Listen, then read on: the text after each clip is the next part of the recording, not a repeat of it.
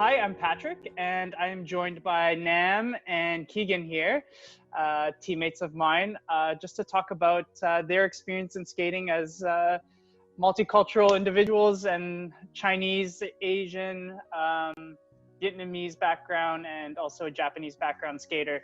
I guess a topic we never really talk about in skating, and we never talked about it when we were on the team together. But I think it's really important to talk about, like, kind of reflect on our experiences. I'm first generation Canadian, Chinese Canadian. I think you guys are too, or at least Nam is.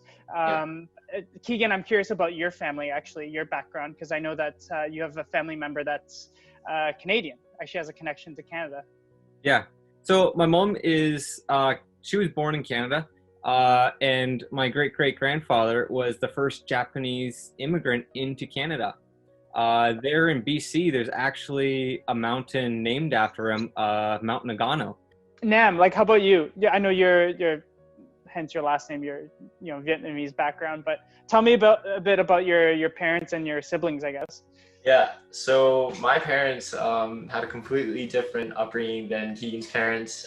They were both born in Vietnam, and at one point, because in Vietnam they had the communist war over there, and so my dad escaped the country by boat.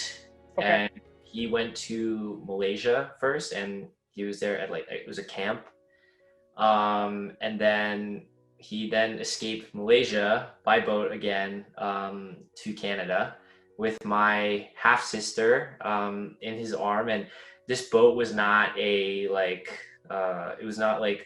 boat for like passengers. It was a boat like for industrial stuff. I kind of learned more about it back in 2015 when Vietnamese community in Toronto reached out to me and they wanted to help me out. And that's kind of how I was informed of my dad's background, where he came from, because there was a whole bunch of other Vietnamese people around my dad's age, same generation, that did the same thing too. So yeah. It reminds me a lot about my mom's kind of stories and like the stories of my uncles. My mom is the youngest out of, like, I think a family of like 7 or 8 of them.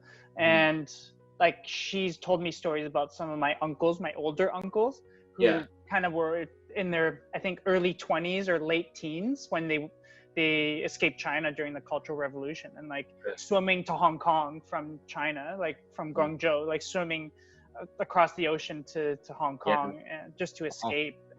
And a lot of people drown, right? Like a lot of unfortunate events happened, and there's some crazy stories. Like, it's pretty amazing, like, that we're now like skating on ice as figure skaters. After our parents have had to go through so much. And kind of funny, my grandma has crazy stories along those lines, because she was, I believe they were in Edmonton area during World War II. And when we went to war with Japan, Canada put a lot of the Japanese into camps. For me, and maybe you guys can relate to with your parents, my parents have taught me that no matter how far you're pushed down from a situation or from somebody else, you have to stand up and rebuild. Keegan, like, tell me, what was your experience growing up in skating, and how was that? Well, I actually had a very lucky childhood. I grew up in a very small town of about 3,000 people, and the kids that I grew up with, honestly, we accepted everybody very equally.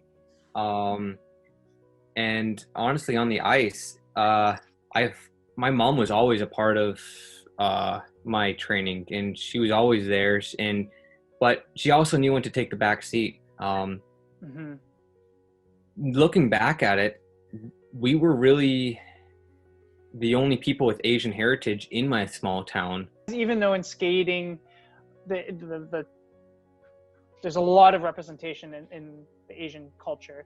I think there's a lot of Japanese skaters, a lot of Chinese skaters who are very successful, and so we kind of tend to think that we're covered. Like, our figure skating is multicultural because we have we're well represented by the Asian community.